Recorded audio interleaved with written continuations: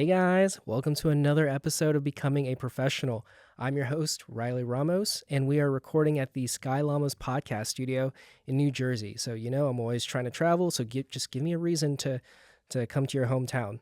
Now, before we introduce our special guests, let's of course go through our usual housekeeping. This episode is brought to you by the National Chapter of Beta Alpha Psi. Again, great appreciation for their support. They're always letting us do our crazy antics. So make sure to sign up for the Alumni Member Network if you haven't already. And so that we can easily connect and have y'all experience all the benefits that the network has to offer. And then, of course, our disclaimer, the opinions in this podcast are our own and may not reflect the position of Beta Alpha Psi or our respective employers as a whole. Okay? All right, housekeeping, check as usual. So I am internally geeking out for today's guest as we have another celebrity in the CPA review world. He is the global lead instructor for UWorld Accounting and Finance. Please welcome our special guest, the great Peter Olinto. Oh my goodness, the great. You got to love it. Tell me more. Tell me more. Right? Well, thank you so much. How kind is that? Thank you, Ryder. Much appreciated. Great to be here. I know we've been having a lot of students reach out to us and they're asking like, when are we going to have you on the podcast? And as soon as I told all of my coworkers, some of my friends, people in the accounting industry that, like Peter's going to be on the episode, they're like, when? Like, let us know. Like they're all looking for that free cup of coffee. That's what it is. So, yes, sir. Yeah. No, my wife, she told me that have a cup of coffee with him on behalf of, because my wife is a CPA and she just got her certification. I think September, November last year. Wow, how sweet is that? Congratulations. Please tell her. That's wonderful. And look at this. We've got two CPAs together, so I'm just curious what your offspring will be like. They're going to be a super accountant. So really, if it wasn't for BAPTA that linked us together, we wouldn't be in this situation. But yeah, and funny enough, with the super baby, we're actually going to have our first. Wow. End of August, so a month after the annual meeting. No pressure, but if it's a boy, is Peter? It is a boy, but name is still TBD. I thought you were going to say Tim Garrity. Oh man, that's hilarious. But yeah, so kind of just kicking things off, we like to go with the origin story. So, Peter, first off, where'd you go to school? What made you to decide on your major? So, yes, I'm in New York City, born and raised, the Bronx. I know a lot of people think I'm from Biloxi, Mississippi, but that is not the case with my accent. I am a New York guy. But yeah, so in high school, I wasn't 100% sure what I wanted to do. So I had a buddy that I played football with in high school who went to West Virginia and then was transferring to Florida State. He was a year older, said, you got to come to Florida State, try out. It was only one thing. Man. I wasn't very good. I didn't even play high school very well, but yeah, so I wound up going to Florida State University, mostly because they had a great Air Force ROTC program. Okay. So my brother flies F-16s in the Air Force, and that seemed like a very exciting way to make a living. So originally I aspired to be a pilot in the Air Force until I actually got the opportunity to go up in a jet, and I quickly realized how afraid of flying I was. Yes, no sir. Way. And they weren't going to let me fly with a diaper. So that career path crashed and burned. So at 18, I was not very sure what I was going to do with myself, but I was very fortunate. I have an uncle who was a CPA, and back then it was the Big Eight. And he was a partner, very successful, and he suggested accounting, and I looked at him cross-eyed, but, he talked about the benefits of being a CPA, but he didn't need to talk much because he had 2 big homes, 2 big cars, and his big fat boat down the Jersey Shore, and I was like, man, if you say be a CPA, I'll be a CPA. So first he had to explain what that stood for, because at 18, I was not going to be a business major, definitely an accounting major wasn't on my radar, but to this day, very grateful for his advice. And, he explained having a degree in accounting and the opportunities in public accounting pictured as a big buffet. And there's all these different things you can sample, right? So whether it be audit, tax, advisory, consulting, but then in audit, all the different companies you can audit, all the different industry areas you can get exposure to. In tax, obviously, individual, corporate, partnership, gift, estate, trust, compliance, planning. And that was like, well, he said, you'll find something that you like and you're passionate about. And if nothing else, it's tremendous experience. You get a lot of training. So I took his advice and I was fortunate I got hired. It was the inaugural class of Deloitte Haskins and Sells merging with Touche Ross. So I started my career at D&T. Yes, sir. Okay. No, that's a pretty crazy initial start for it. But what did I get the paid by the word. he does? So, but what did the initial stages of your professional career look like after college? How was that transition? I would assume it's fairly smooth. I mean, nowadays for our accounting folks, if you have an internship, it's a seamless transition from graduating going into that first adult job. Yeah. So I had multiple internships while in college. So I actually wound up transferring back from Florida State. I wound up going to school at Pace University at my uncle's recommendation. It was like the Okay, heavily Pace. recruited, heavily recruited by by I think it went from the Big Eight to the Big Six. Was it the Big Six at one time or whatever it was? But he said the place to go was it was still the Big Eight when I was in college. But so I worked at IBM. I had an internship. I had my first public accounting job at BDO as an internship. Okay. So it was, and like I tell students today, I mean, you're heavily recruited. I looked at my friends who were majors in finance and management and economics, and nobody was recruited the way the accounting majors were, regardless of school. There were so many different things you could do. Yeah. I mean, the fact that we have our own recruiting season come for the well, it usually is in the fall, but now I feel like it's all open season now when it comes to recruiting. That as long as you're an accounting major, that you're having the credits, you're going for that CPA license, that we can hire you as far forward as 2026. Just don't know. Again, like I'm sure the Ivy League schools, whatever you major in, but I mean, the Meet the Firms, you're right. It used to historically was the fall, but I actually attended some Meet the Firms in the spring. And from university to university, from East Coast to West Coast, everywhere in between, it's wall-to-wall firms looking to hire for interns. And you're right. It goes, used to historically be, I think, between your junior and senior year. When they started the 150, you get the opportunity between your junior and your senior year. Your senior and then when you start full time. But they're going down to the sophomore level because it's just so incredibly in demand. And tremendous opportunities, because I hear that a lot of the accountants are getting old, and I got the gray hair to prove it. So I'm not a baby boomer. I'm after the baby boomers. I'm not sure what you call us, but yeah, with the number of CPAs retiring, it's just opening tons and tons of opportunities. Yeah. Yeah, we'll talk more about the pipeline issue and what that looks like, and really kind of like the breakdown and getting into a deep dive with that. But before we do, you mentioned Pace University. Now they have a really big Beta Alpha Psi chapter there. And I'm not going to lie, back when I was in school at Old Dominion, Pace was the chapter to beat. They were the top. They were the ones that were always winning best practices competitions. And in a way, they were one of our role model chapters that, like, hey, did you guys check out Pace and their presentations? And just seeing them roll up to the various mid-year meetings or regional meetings back then, or seeing them at the annual meeting, it's like they were the chapter that you wanted to inspire. Like they inspired me to lead my chapter to what it was during my term as president. And so, speaking of Beta Alpha Psi, can you speak to your initial exposure with the organization? Yeah, so I was a commuter. So I worked while I was in college. I was a DJ. So so I was working, and I think I was still waitering and doing a variety of different things. So I was kind of in and out, rushing in and out. Wasn't actively involved in Beta Alpha Psi.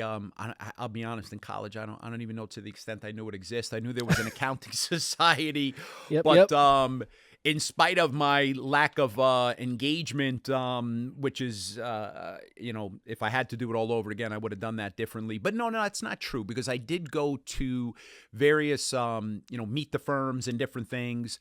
But really, Beta Alpha Psi came on my radar. I spent almost 10 years at Fordham University teaching accounting, tax, law, etc., and both graduate and undergraduate. And that's where I saw, Beta Alpha Psi and the opportunities that provided, and speaking speaking after law school, and I started working in CPA review and making the rounds at the universities and getting the opportunity to speak at accounting societies and Beta Alpha Psi, that I got to see really the tremendous value with the various speakers, because they had to slot us in at different times, and to see, wow, the partners coming in and managers, all the different firms. I think they had the FBI come in and talk occasionally, and an accountant with a gun. How scary is that? But yeah, very impressive. And that these students who were fortunate enough to be a part of Beta Alpha Psi got to hear these various speakers and their journeys, whether it be audit, tax, or FBI, whatever it was. It was fantastic. Yeah, I thought what a great opportunity to see all that this profession has to offer. For me, it was my uncle, but for those don't have a parent or a family member in the profession, that really that's your opportunity to hear these stories and about the different career paths. And so yeah, fantastic. Yeah, and I mean, I was one of those students that I didn't have a personal tie to the accounting industry before going into college. It was something that, like, as soon as I mentioned that I wanted to do something in business, my mom was like, be a CPA, be a CPA. I had no idea what she was talking about back then. I think I was in high school, and not knowing, like, okay, what does it take to be a CPA, or what really is encompassing of accounting. And so finally, when I got to, I went through community college, transferred to Old Dominion after getting my associates. Fiscally responsible man right there. That's the way to do it. That's definitely. The way to do it. Highly recommend going the community college route. It saved a ton of money. Yep. And so that really helped. And then making the transfer to university after that.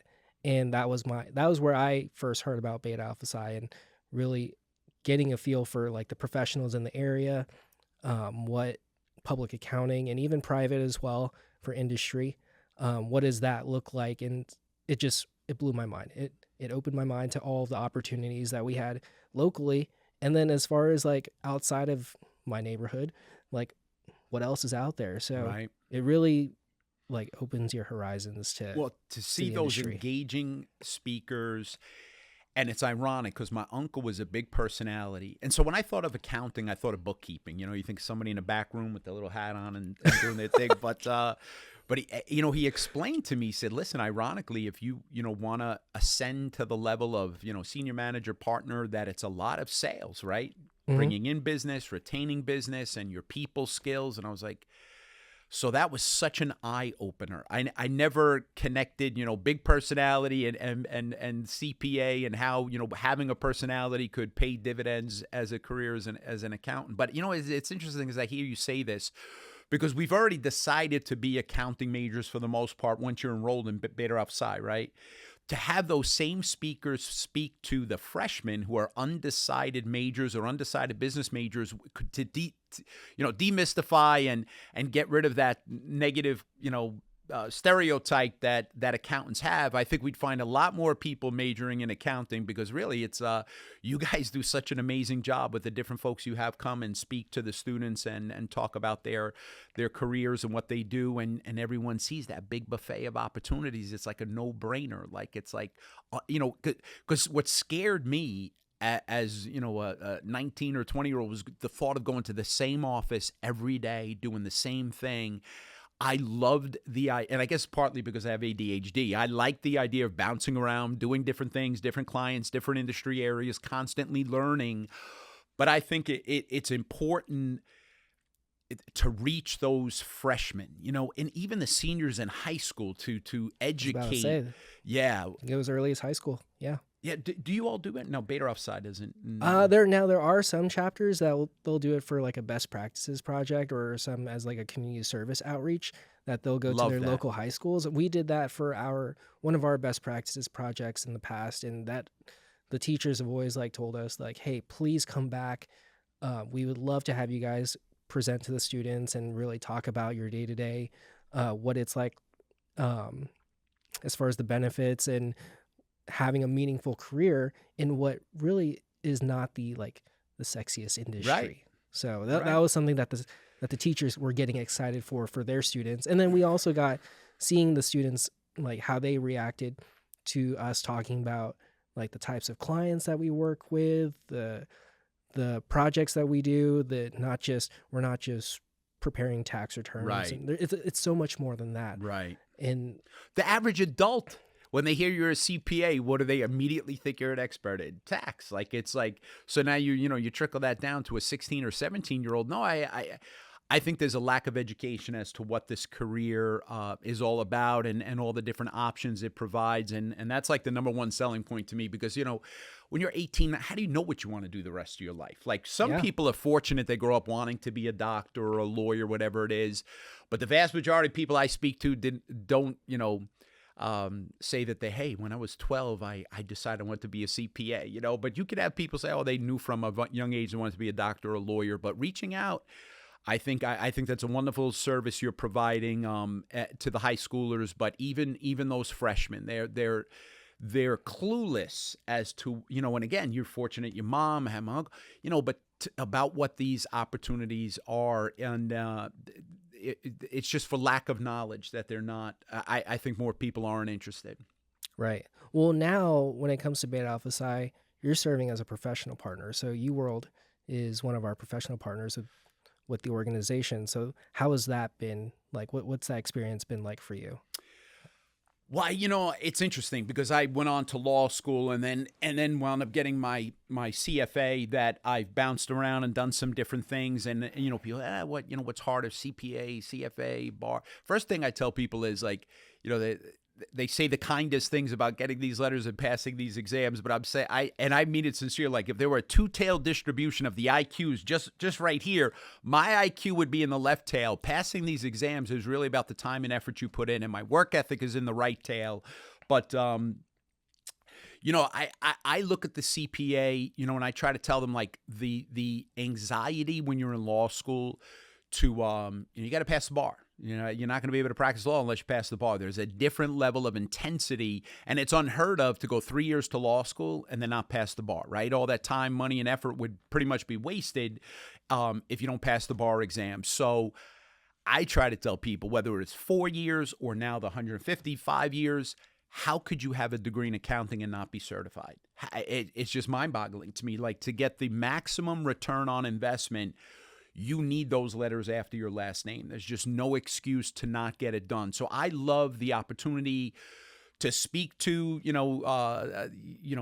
the sophomores, the juniors, the seniors, obviously, when they're pursuing their 150 or otherwise, like, whether they're going to get a master's in accountancy or the extra 30 credit hours, use those credits wisely, get that CPA out of the way sooner rather than later. I know I'm jumping ahead, but I got to say, the extra 30 credit hours being what it is, that's your golden opportunity to get the CPA out of the way before you start working full time. I think the most difficult thing to sit back and watch and listen is that the negative press the profession gets, especially when young professionals, you go into public accounting.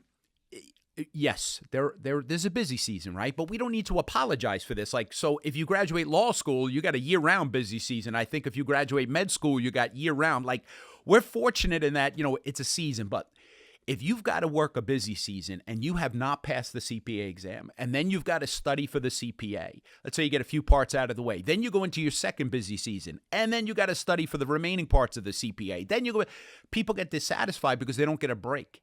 So I like the opportunity to say, let's do one thing at a time, divide and conquer, slow and steady wins the race. Those extra 30 credit hours, let's get the CPA exam out of the way. This way, when you start working full time, all you have to do is focus on work, right? You don't have to divide your attention, and you can quickly become a victim of your own success when you're working in public accounting, because if you're doing well at the firm, chances are you're going to be in high demand. And if you're in high demand, you're just going to have less time to study, and you may want to volunteer for different special projects or whatever it is, but it's difficult to manage both, right? So if you just have to worry about work and not have to worry about the exam, you get a break after that busy season. You recharge your batteries, and it's not so bad. But when you got a busy season, busy season, study, that's why I think people talk negatively about their experience, post-graduation, and kind of maybe regret their decision, majoring, and that's unfortunate, because they're just not doing it the way it can be done. Right. And so, correction, I'm not a CPA. Not yet. I know you're surprised by it. I got to go. Now, well, thing is, like the way that my wife and I, like my wife's the CPA, she's the smart one Love this story. of the two of us. So the way that we did it so that she could get her CPA out the way, like get the exams out the way, is that she worked part-time. I stayed full-time so that she can study the other half and be able to devote some of the study. Because it is so hard to working full-time and study full-time. Like it's nearly impossible unless you're one of those that has like the discipline for it, but not everybody does, and that's okay. You just got to figure out what works for you. And so for our situation between me and my wife, I was like, hey, between the two of us, I know she has us in the bag. She's more disciplined than I am when it comes to studying. For me, it takes a lot. So I'm still cracking away at it. But for her, like what worked for our situation was that I stayed working full time, got to keep the lights on in the house, somehow pay the bills. And then so she was able to devote more of that time and get her CPA exams out the way. So that in itself, it's funny because when you talked about like starting your own practice, we talked about like how if my wife wanted to start her own practice, I would be the one bringing in the clients and she'd be the technical one who understood the ins and outs of the client's financials. So the moral to the story is you got to find yourself an aspiring CPA, and there's your spouse. Well, that's great the way you guys are dividing and conquering and giving each other an opportunity to succeed. But let me ask you a question: if you had to do it all over again, knowing what you know today about how difficult it is to work full time and study, would you have possibly done the exam before you started working full time, or at least parts? 1,000,000%. I would have at least tried to get, I would say at least half of it out the way so that you have that motivation to keep it going. If you're able to, or if you're not able to do all of it before, at least get half of it done. Yeah. So at least you can knock out the two that you feel that are the most difficult for you. Well, and also on top of that, the CPA exam has changed. So can you talk about like the new structure with the CPA exam? Yeah. So, well, I like what you said about, starting with the hardest parts first. So they inundate us with inventory accounting. Remember the LIFO, FIFO? Mm-hmm. Did they teach you HIFO while you were in school? They did not. HIFO? Hardest one in, first one out. So, yes, you got to pass all four parts within a certain window, but that window does not begin to close until you've passed your first part. Mm-hmm. So whatever part you think is going to be the hardest, there's no time constraint. If you planned originally 2 months, but it's hard, takes more time, 3 months. Nothing in and of itself is all that difficult. It's just the volume of information that makes it so challenging. So you got to spread this out over a longer period of time to make it manageable. So, so for most people, I say whether you're going to go audit or tax, the part that's most academic in nature is your financial accounting, kind of a final exam for intermediate 1, intermediate 2, advanced accounting. But if you do that while you're in school, you can spread it out and make it manageable and do very well and get that part of the exam out of the way first. With the new format of the exam, 3 of the 4 parts are pretty much what they've been forever. So you got your audit, your equivalent regulation, your tax, and your business law, and then your financial accounting and reporting, which is a little bit watered down because some of that content has been moved to one of the disciplines called the bar exam.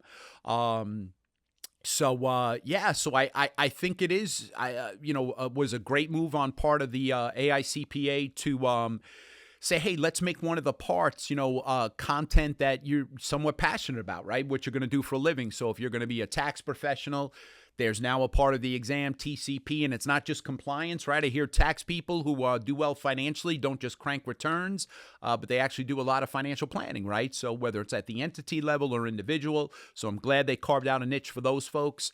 And then on the audit side, you really got 2 parts to kind of choose from. So if you're an IT person and, all that cybersecurity and the SOC engagements and all the, everything that's involved in information systems and data analytics, you've got a part you can gravitate towards the ISC, information systems and compliance. Or if you think you're going to go the audit route, but you're not so much the tech person, which I'm definitely not, you got the bar exam, and a lot of overlap between the bar and the FAR. So some of the topics that are introduced in FAR, you'll have again in bar, but in greater detail. So leases from the perspective of the lessee, and then in bar, it's lessee and lessor, investments, consolidations, a little bit in both, governmental and not-for-profit, a little bit in both, cost and managerial. So if you fancy yourself somebody who likes the numbers and the cost and managerial, you'll see that on the bar exam. So a financial statement analysis. The audit folks have one or two ways they can go. So what I generally recommend, like for most people, is the part that's going to be most academic that you're probably not going to see in practice, financial. And then if you're an audit person, probably take regulation next, right? Because you're not going to be doing tax for a living. And then you've got to take your audit and then either ISC or bar. But leave the part that you're going to do for a living, leave that for last, right? So if you're going to be an audit professional, you probably want to leave the audit for last because if you're working full time and you're actually, doing audits day in, day out, you would think you would do better on the audit section of the exam, that your work experience will actually pay dividends. And that's another major change in the exam, is reducing the amount of remembering and understanding and the multiple choice, and trying to have more task-based simulations that actually simulate what you do day in, day out as a first or second or third year in audit. So, for the tax folks, I would say you do your financial, your audit. You're not going to be doing that. And then your reg and your TCP leave for last, again, because of all the new hire training you get and cranking out the returns and doing what you do as a tax professional. The task-based simulations want to mirror what you'll see, so you'll do better on those sections of the exam. The worst horror stories we hear is people who are up for manager who cannot get promoted because they don't have the exam. And so these people that had no advice or poor advice because they probably had no sections before they started working, doing well in the firm, and now they're struggling because, a lot of this is academic, right? So if you're on the tax side, you're not going to be seeing the audit and the financial, that much and whatever. So, and then you have people who have lost parts because they didn't finish all 4 parts within what was the 18-month window. So, these things shouldn't happen. With good planning and foresight, that's avoidable, right? And you'll have a better experience as a working professional that can be avoided and needs to be avoided. And I think the firms can also take a more active role, right? Because a lot of the firms, they give their offer after your internship, right? So, and then you got your extra 30 credit hours and they don't see you for another year. I think the firms need to, because they've been rewarding success, right? If you pass within your first year, you get a nice bonus. Right. They pay for everything. But I think there needs to be also a little bit more oversight to say, here's why we're going to strongly incentivize, not just financially, but we want to put a little bit of polite pressure to say, let's get this done in that 5th year, because once you start working full time, it's going to get harder, as you can attest to. Mm-hmm. So I think the firms could play a part in having that oversight and accountability. There should be a reason. If you don't have 2 parts out of the way, at least before you start working full time, like you didn't make wise use of that 5th year. So I'd like to see that happen. Yeah. And I mean, I don't think it's throwing my wife under the bus, but it was one of those things where if she was up for promotion, but the only thing that would have held her back was having that certification. And so it was more of a timing issue that hey, we need to get this done. We need to get it done quicker so that she can actually get that promotion to manager. And then that piece about losing parts because of the 18-month window, I've seen it so many times that unbelievable, that it hurts. I can only imagine how much it hurts to have to go back and retake an exam because you lost that part due to going past that 18-month window. And I've seen people take multiple parts multiple times, just for one person, that they essentially took the test, the whole exam twice because of having to lose parts and whatnot. And that's just...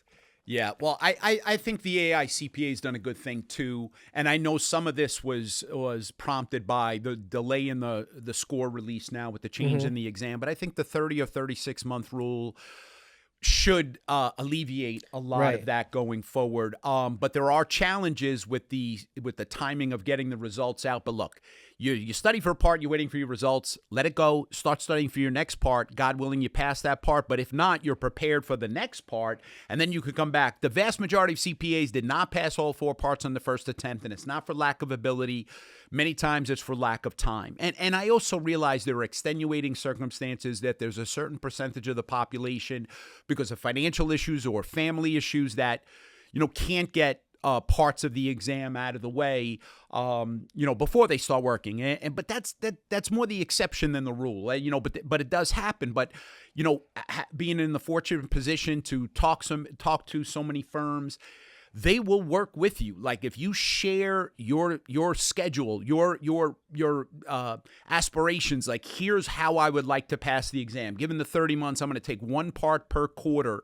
Your managers, they want to keep you, like, because of the, we'll get into the pipeline issues, I know, but, like, there's a shortage, right? So they are more accommodating today than they've ever been before. Not back in the day, I don't think they even paid for my exam, never mind a bonus, right? So there's the financial, they're working with, to reward you, but even beyond that they want to keep you. If you're talented in what you do, they want to see you stay at the firm and excel. They will accommodate you, so there's different ways of getting through the exam, even if you are working full time. Not to say it can't be done. It can be done. But like you say, it takes a lot of planning, coordination with your significant other. So when in doubt, marry a CPA. They'll understand. It's always helpful. Well, and also the big thing too is that once you have it, you have those 3 letters after your name.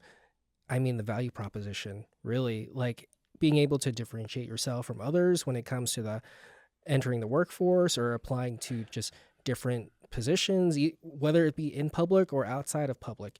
If you're making transitions and going to some like publicly traded company or whatnot, because I will say there are, now they might be far and few between, but there are publicly traded companies that, like, for a manager position, they require the person to be a CPA or have some sort of designation. And so now, regardless of what our opinions are on that, like, should they or should they not have that be a requirement, it's still a differentiating factor of, hey, these are what hiring managers are looking for. And it's something that if it's between someone who's certified in whatever industry or just any other person, chances are the certified professional will take the cake. Yeah, so you need to do your due diligence. That's so well said. So obviously within public accounting, if you want to ascend to manager and senior manager, partner, whatever, you got to be certified, right? But talk to headhunters, talk to people who recruit from the public accounting ranks and ask them about the opportunities when you're certified versus not being certified. The opportunities alone should motivate you, but the dollars as well, right? So, there's a big difference in what your potential earnings are going to be certified versus uncertified. So I think as we established before, most CPAs did not grow up wanting to be CPAs. I mean, it's something that eventually comes on your radar when you're older in life. So it's not your sheer love of accounting that's motivating you to study, but when you see the opportunities that it provides, I'll tell you 2 tangible benefits I saw. When I applied to law school, I got personalized acceptance letters that referenced my work experience in Deloitte and the fact that I was a CPA as a differentiating factor in me getting into that law school. And then in law school, even though I'm applying for jobs in law, and outside of being a tax attorney, just legal jobs, I had so many more interviews than I would have had otherwise. So I was told, because I had work experience and I was a CPA. And I could tell you in law school, other than constitutional law and criminal law, the background, the rigor of the accounting curriculum, I mean, you talk about contract law we had studied, bankruptcy law, obviously tax law, a little bit of corporate law, even tort law. Like, we learned about negligence versus fraud, intentional torts, and what have you. I mean, just such a significant advantage having that accounting background. And then when I went on to sit for the CFA exams, it was interesting because, lo and behold, the most heavily tested topics in levels 1 and 2 are accounting and heavy-duty accounting. And if you want to talk about people who have a passion for accounting, nobody hates accounting like a finance major. Many times they switch to finance because they didn't like intermediate or didn't get that far. But look, how are you going to analyze a stock or a bond? How are you going to analyze credit risk or, required rate of return or valuation unless you understand financial statements and what the income statement does not tell you, what the balance sheet does not tell you, the statement of cash flow? I mean, so if you want to be in finance and you want to be an equity analyst, fixed income, credit analyst, having this background in accounting is amazing. It's a tremendous combination, that knowledge of accounting, and then it's an application of that knowledge in finance. Oh, there's just so many things you could do, and even as a young attorney, my law practice grew so much faster because my clients, while they knew obviously I was a lawyer, but when they saw that I was also a CPA, like I could bring so much more to the table than just the typical lawyer who maybe had a background in political science or whatever, because I understood, the issues, you sell real estate, there's a tax issue involved. God forbid you get a divorce, there's tax issues involved. You're going to do any kind of estate planning, there's tax issues involved, whatever. So it was just, it's such a great combination. I'm not saying you got to do public accounting the rest of your life. You might move on and do other things, but I don't know anybody who has the CPA says, I regret it. It pays dividends the rest of your career. It's a no-brainer. And we definitely need more because, like we said, there's a pipeline issue. So let's get more into that. As far as like the hurdles that I'm seeing are now we have the 150 credit requirement, which honestly I think the big thing there is the time and the financial commitment. Yep. It takes a lot when it comes to fulfilling that requirement. And then there's also the firm business model that it's how is the branding of the industry being portrayed through like the firm side. Like once like I'm an accountant, I'm working at so-and-so firm. What is the day-to-day like? Is the juice worth the squeeze kind of thing? So I never heard that before. The juice worth the squeeze. I like that. I'm stealing that. No, for sure. But yeah, really, is it, I guess one of the big reasons of or overlying questions is it with this generation is it worth it to be an accountant or at least be a CPA? So let's get into that. What are our thoughts with let's first go into the 150.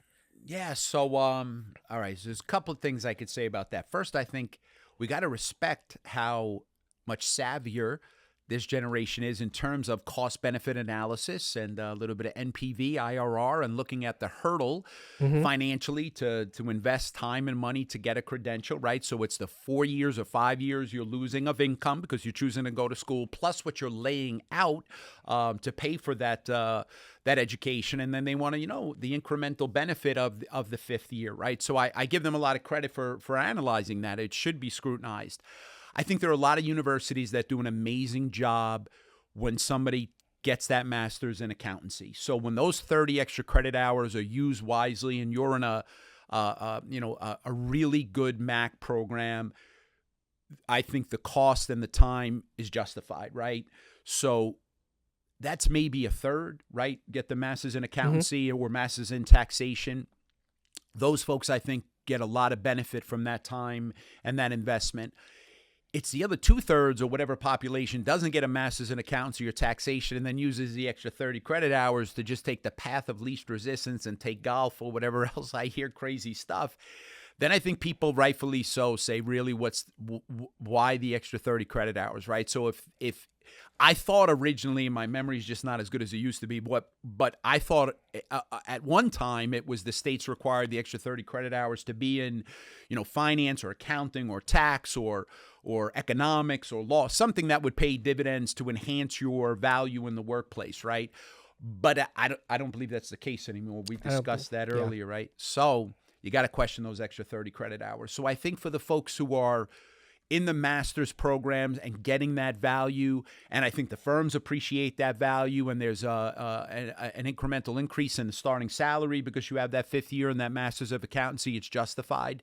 But I think for those folks who are really just, doing what with those 30 credit hours, I think there should be an alternate path, right? So, and I think back in the day it was, hey, if you have a master's, it's 1 year's work experience. If you choose not to do that, well, then it's 2 or 3 years work experience. And I think that's another potential path, or maybe a hybrid in between, right? So if you're not going to do a master's in accountancy, but maybe there's an opportunity to do extra internships, right? Because I think it's so hard to choose between tax, audit when you haven't done either one, right? So exactly. Maybe there's a 1 year where you do audit, another year where you do tax, and you combine that with some rigorous academics that are actually going to pay dividends in your career, right? So you can have a path that's a hybrid. You don't go directly to work, but you don't go in a master's program. It's an additional internship, and then there are some additional classes that kind of complement what it is you're doing at that firm. I think that makes a lot of sense.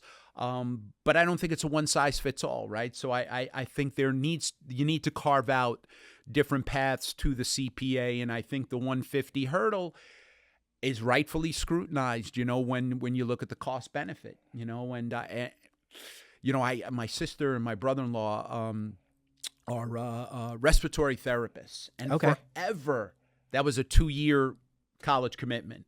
It's only recently they doubled it. Really? And make it 4 years now. And I don't know anything about that, right? But I could just tell you, for the practitioners who were respiratory therapists, they were kind of a little bit like, wait a second, you learn so much in those 2 years, and then the additional, you get work experience, right? You learn on the job. You're an apprentice, so to speak. And so it kind of raises the eyebrows. Like, if forever, it was 2 years, why is now 4? So I think it's got to be justified, but I think we need to open it up to different paths and people where finances are an issue, right? We talked about that before. That's going to dissuade people from majoring in accounting who say, I really can't afford that 5th year. I need to get to work for whatever reason, extenuating circumstances.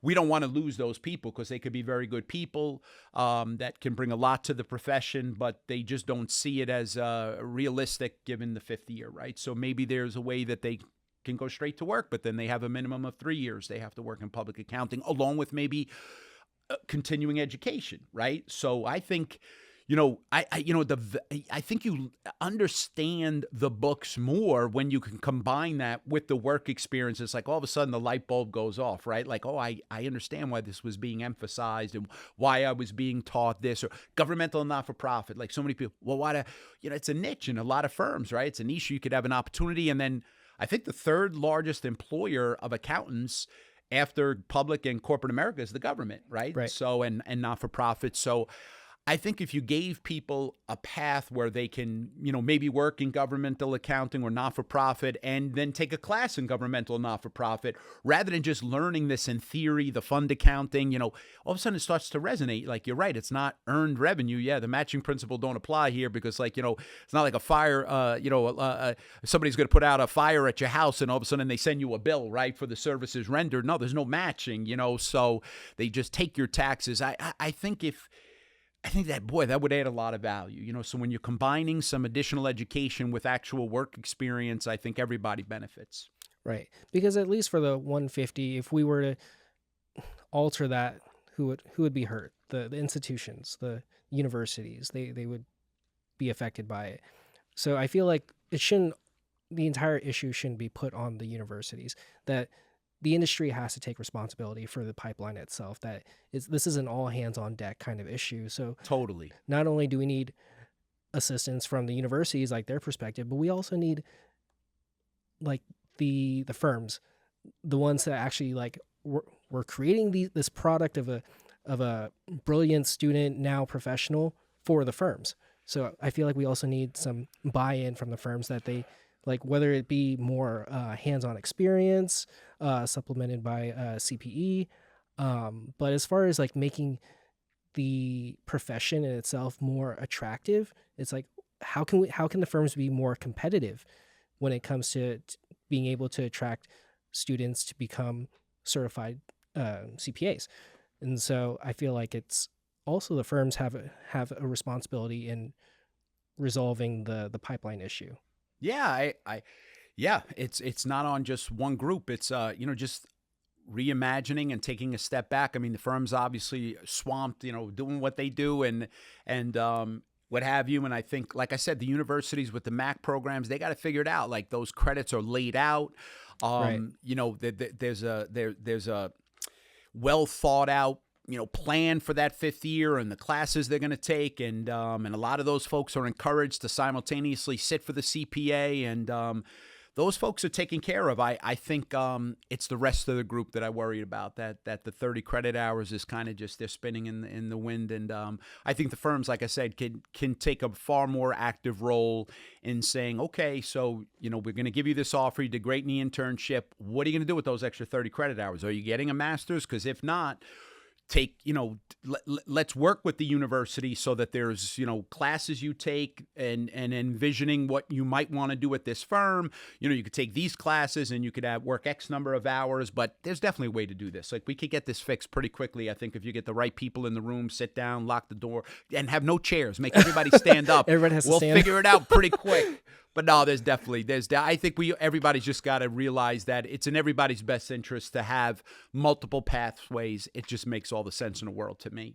Right. And of course, just rebranding the industry as a whole, that we're already making steps towards that when it comes to, okay, we need to, like you said, talk to the freshmen at these different universities, but also a step further, we're already having different organizations reach out to students at the high school level. So in itself, it's like, okay, we need to make sure that if the profession is to survive, there has to be people who are making that commitment at an earlier age, or at least is informed of what accountants do.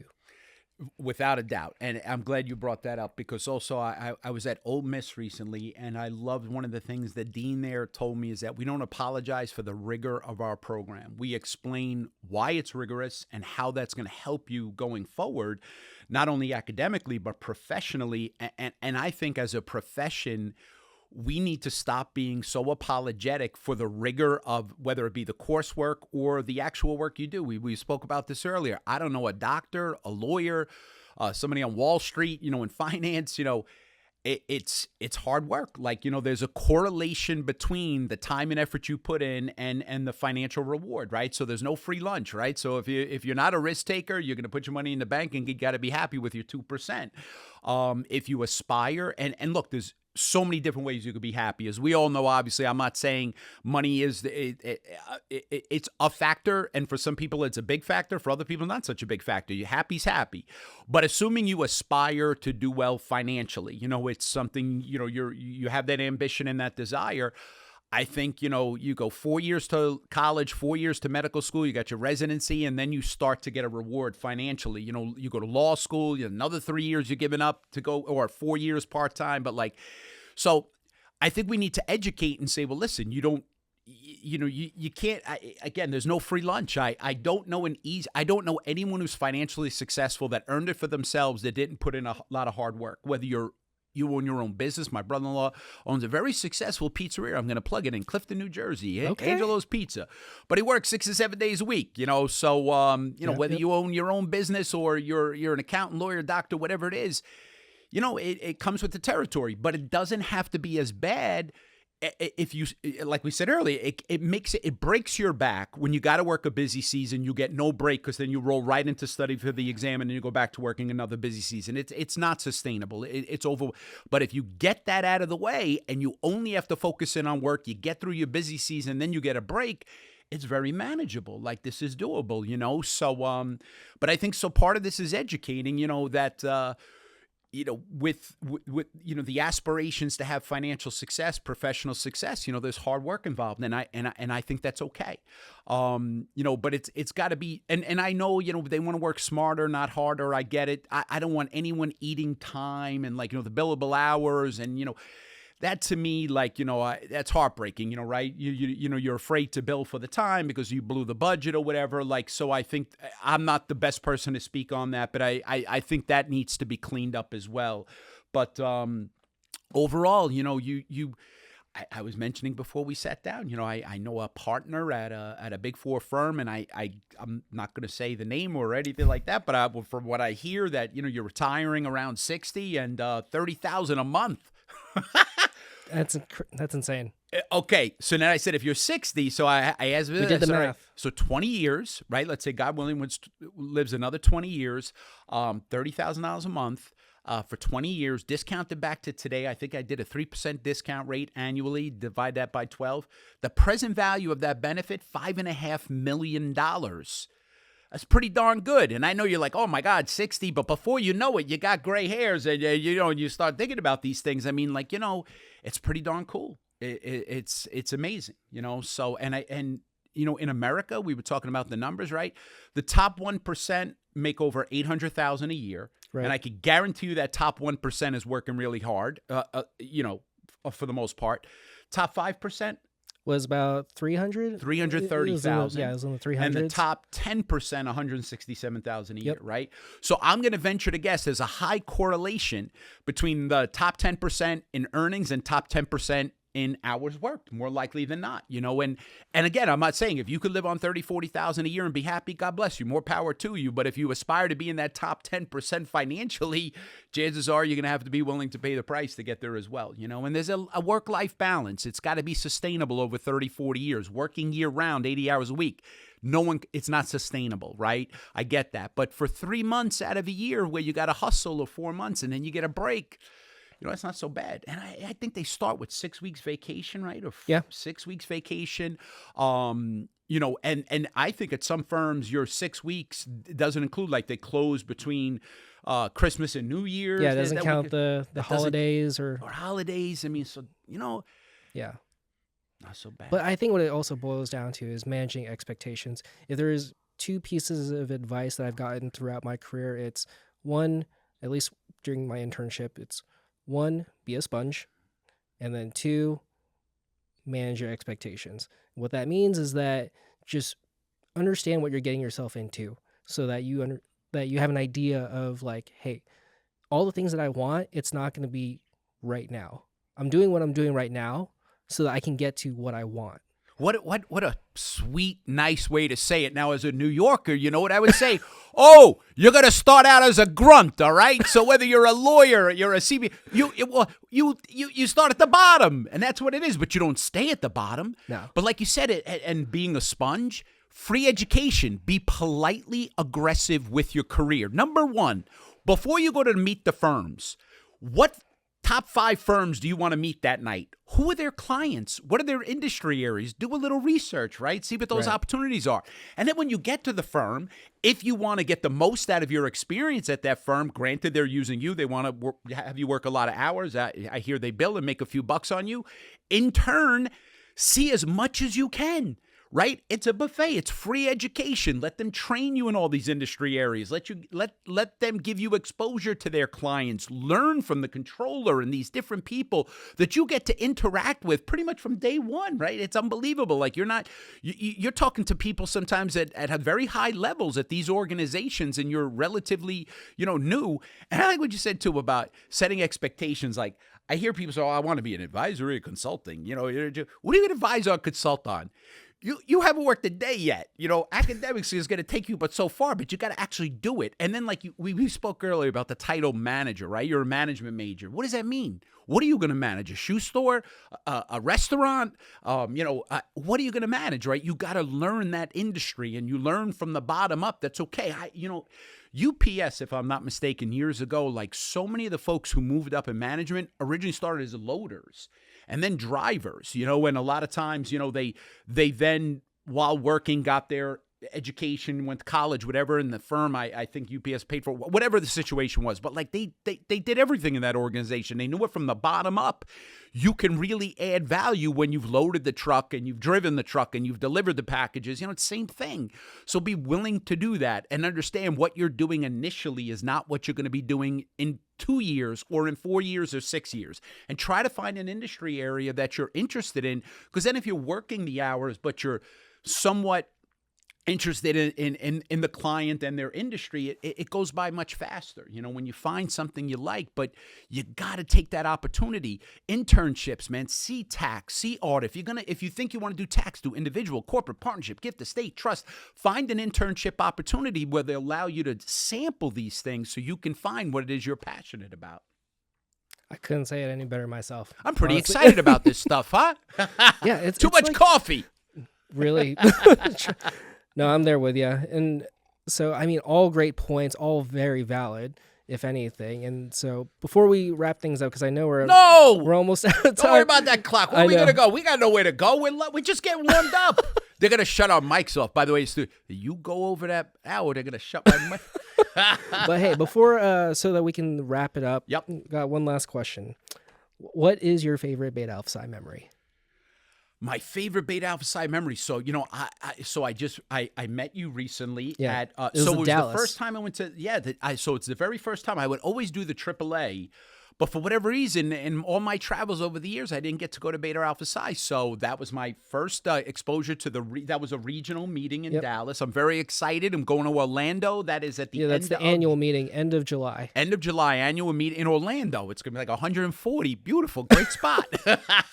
No, but you know what? Honestly, the combination of the professors, the firms, the representatives, and then the students, to see people who are so engaged already, with the academics, with the profession, with the firms, to see it all coming together, right? I think if we could just expand that to other groups, that are not quite ready to be the accounting major, and you got a grade into Beta Alpha Psi, isn't that right?